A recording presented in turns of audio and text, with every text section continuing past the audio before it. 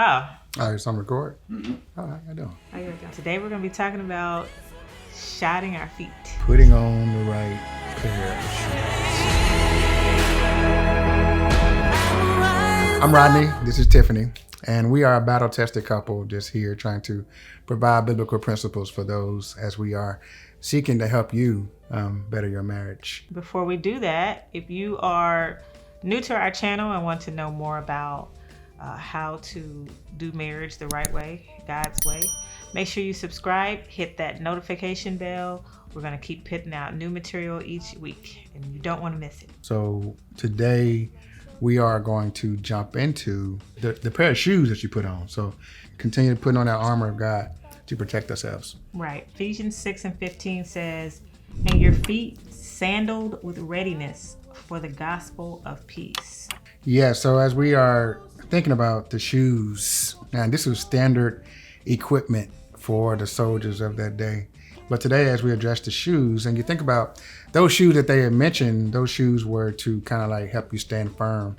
And those shoes were worn in a way that makes sure you strap it on real tight because they're about to go into battle. You are in a battle, and they land down traps along the way. So they got like little sticks with pointy sticks. They have certain areas of the land that you could trap your feet in and mess your feet up along that pathway. So as you are going along that path, and if you don't have on the right shoes, you can get into the traps. And the traps of Satan, they're not going to put them in a way till you can recognize them.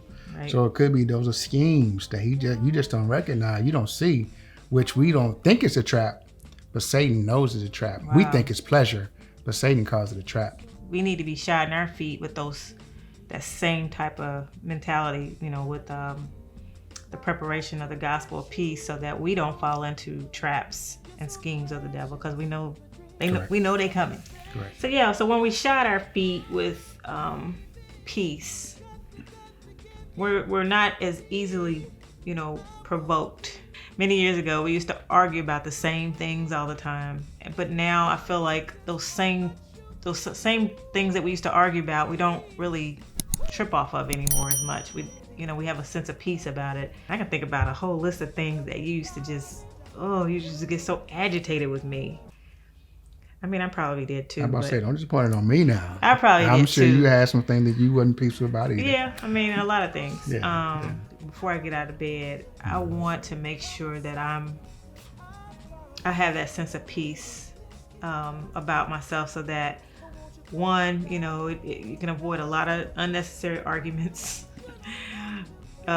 Two, when I'm talking to my friends and my family, I don't feel that agitation or that unsettledness to feel like I have to talk about my husband behind his back, or just showing gentleness and patience with one another. And, that allows us to be prepared to have the type of heart that we should have when we are shodding our feet.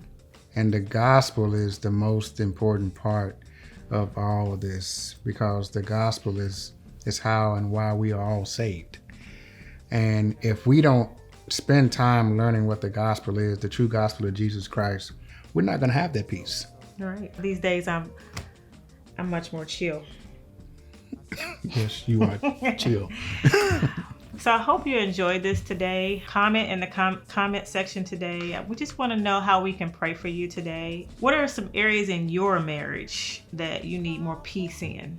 We have a website you can check us out on. You can buy a book. You can book us to speak. We would love to come out and share something at your church, at your community outing, or whatever it may be. We want to encourage marriages. We want to give you that hope.